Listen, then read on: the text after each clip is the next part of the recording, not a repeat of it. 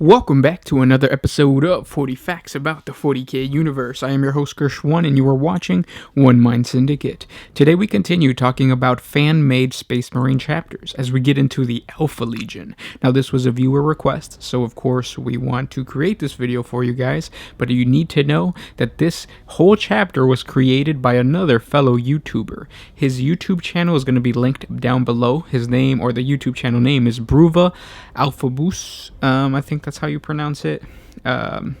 Yes, I'm going to go with that. They have a great series called If the Emperor Had Text-to-Speech. You guys, text-to-speech device. You guys requested that we watch that series, and we've watched a couple videos. They're hilarious. So please, if you have not yet checked out this awesome YouTube channel, please do that. The link is going to be below, and then at the same time, we're going to be linking a bunch of their videos throughout our video. So check them out.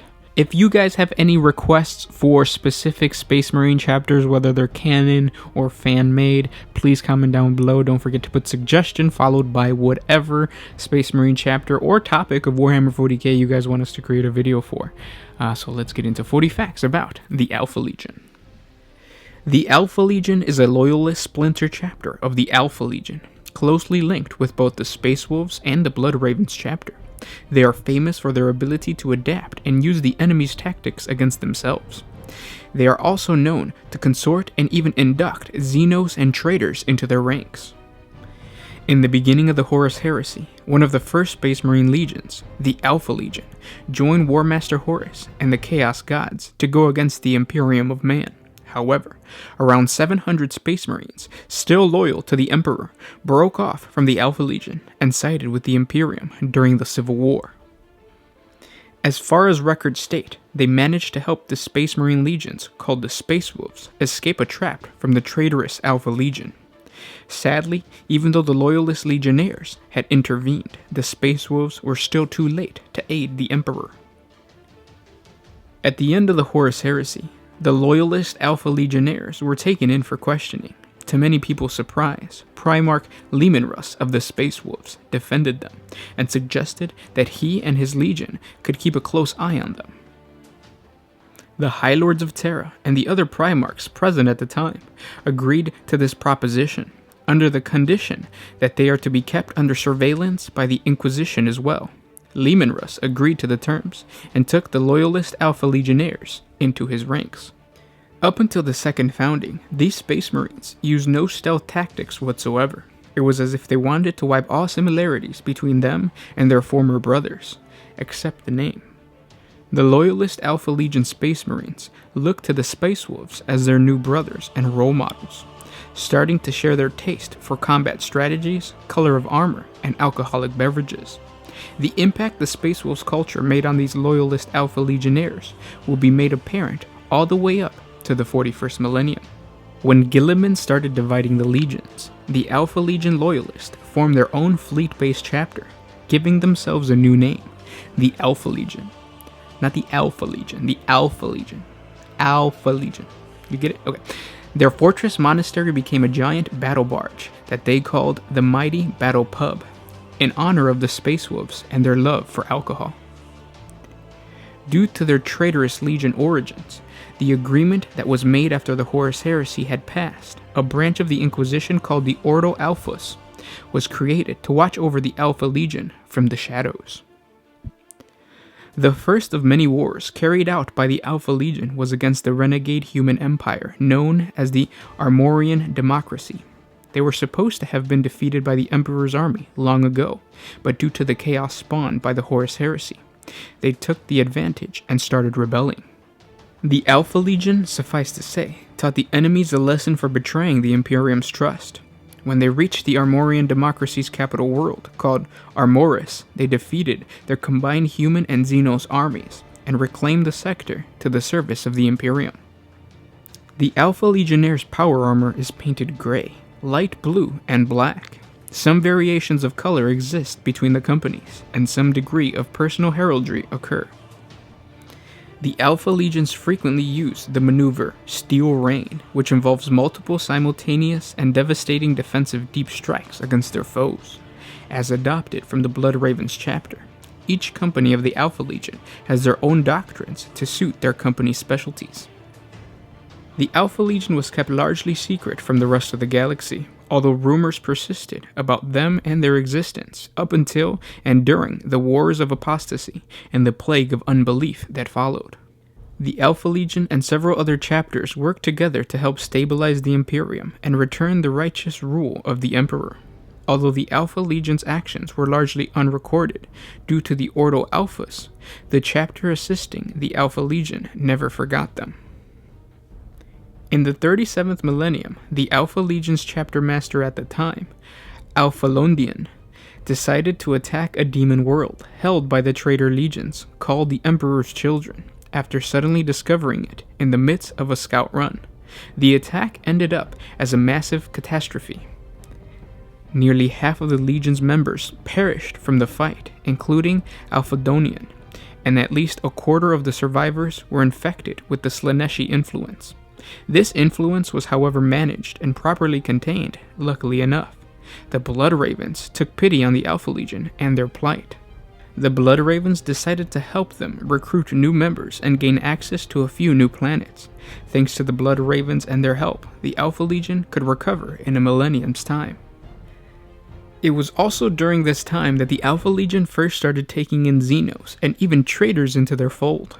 This was in part due to influence from general passive nature of the people that had been recruited from the planet Armoris, or what is currently called Armora 5, and also partly due to the Legion's realization that anything that should be used as long as it is in the name of the Emperor.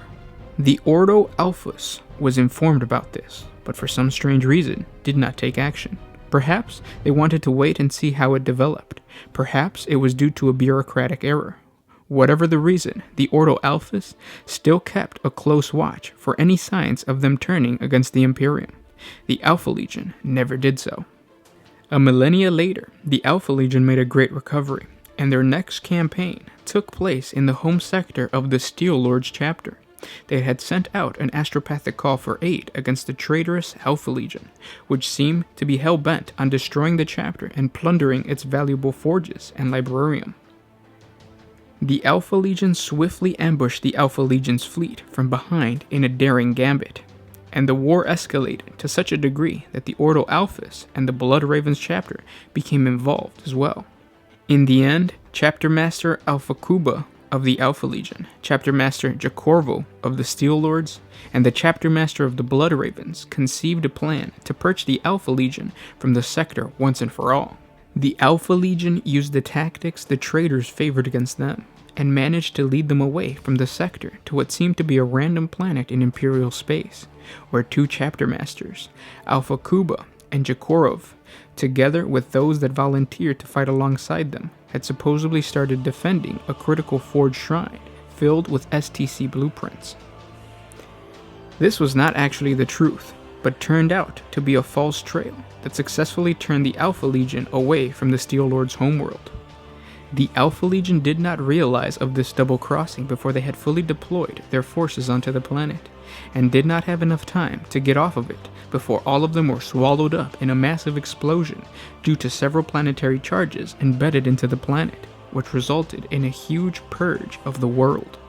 The two chapter masters that had been on the planet perished as well, but their sacrifice was not forgotten. A great monument was erected upon the Steel Lord's homeworld in honor of their brilliance. The Alpha Legion was gifted both equipment and relics from both the Steel Lords and the Blood Ravens, and they in return received large amounts of the Emperor's class alcohol. The three chapters then went their separate ways, their friendship and alliance sealed in stone for all eternity. During the 39th and 40th millennium, there was little to no records of the Alpha Legion and their doings. The very few existing records tell of a civil war within the Legion that almost resulted in its destruction. It was near the end of this period that most records are intact. They say that during a drift back to subsector Scandivius, the mighty battle pub accidentally crashed into a forest planet called Swedicia, due to not only the large amount of alcohol the pilots of the barge were drinking, but also due to the damage caused by unknown hostile weapons beforehand. Sure. After the massive crash, the surprisingly large amount of survivors gathered and tried to reorganize themselves. That is when battle brother by the name of Busa stepped forward, and with a large amount of luck, charisma, and combat expertise, he took place as the new chapter master, and thus became Alfa Busa. The Alpha Legion rebuilt and recovered quickly under Alfa Busa's guidance. Suedecia became the Alpha Legion's new homeworld, and the Crash Battle Pub being rebuilt into a grand base fortress monastery. It was during this time that the Legion underwent some huge changes, so that no large-scale civil war could possibly ever happen again. The largest change was that each chapter in the Legion became specialized in one unique area. Examples being that the Alpha Legion's Navy was assigned fully to the 9th Company control, and the 2nd Company gained full control of the Alpha Legion's vehicle pool, and so forth. The Ordo Alphas looked upon the developments of the Alpha Legion in secret, and found it quite interesting. They decided to place the Legion in quarantine, boxing them inside the subsector Scandivius.